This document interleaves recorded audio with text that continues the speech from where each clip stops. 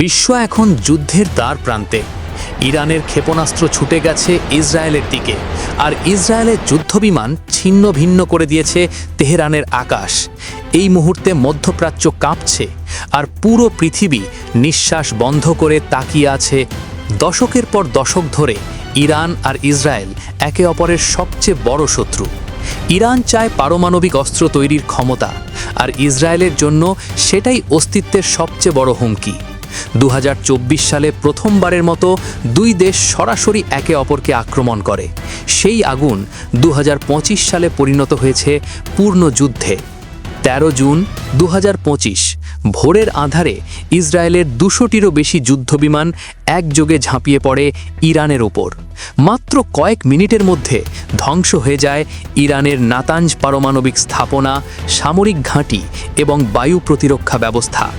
ইরানের 30 জন শীর্ষ জেনারেল নিহত হন, 9 জন পরমাণু বিজ্ঞানীও মারা যান একটি অপারেশনে। ইরান পাল্টা জবাব দেয়। ইসরায়েলের দিকে 15টি ব্যালিস্টিক মিসাইল ছড়া হয়।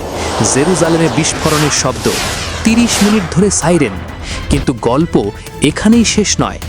ইরানের সর্বোচ্চ নেতা আয়াতুল্লাহ খামেনেই নিজেও ইসরায়েলি হামলায় নিহত হন। ইরান হুমকি দিয়েছে, যদি আমেরিকা ও ব্রিটেন ইসরায়েলকে সাহায্য করে তাহলে কুয়েত, জর্ডান, সৌদি আরব ও সংযুক্ত আরব আমিরাতের মার্কিন ঘাঁটিতেও হামলা হবে। হুথিরা ইয়েমেন থেকে ইসরায়েলে ক্ষেপণাস্ত্র ছুড়েছে। লেবাননে হেজবুল্লাহ রকেট হামলা চালাচ্ছে। মধ্যপ্রাচ্যে আগুন জ্বলছে চারদিক থেকে। এই যুদ্ধের আঁচ লাগছে সারা পৃথিবীতে।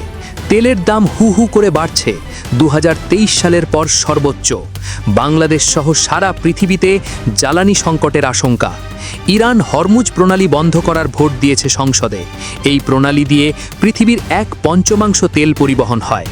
লুফথানসা সহ একাধিক বিমান সংস্থা উড়ান বাতিল করেছে। আন্তর্জাতিক বাজার অস্থিরতা চরমে। আমেরিকার 10,000-এরও বেশি নাবিক মোতায়েন রয়েছে এই অঞ্চলে। এবার আসছে সবচেয়ে ভয়াবহ প্রশ্ন।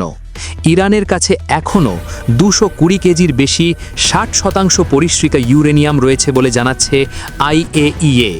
রাশিয়া ইরানকে গোপন তথ্য সরবরাহ করছে, যাতে মার্কিন ঘাঁটিতে হামলা করা যায়। ট্রাম্প বলছেন ইরানের নিঃশর্ত অসমর্পণ চাই, কিন্তু ইরানের পররাষ্ট্রমন্ত্রী বলছেন আমরা স্থলযুদ্ধের জন্যও প্রস্তুত। তৃতীয় বিশ্বযুদ্ধের দরজায় কি দাঁড়িয়ে আছে মানবজাতি? ইরান কি আদৌ হার মানবে, নাকি এই যুদ্ধ একদিন টেনে আনবে চীন ও রাশিয়াকে, বদলে দেবে পৃথিবীর মানচিত্র?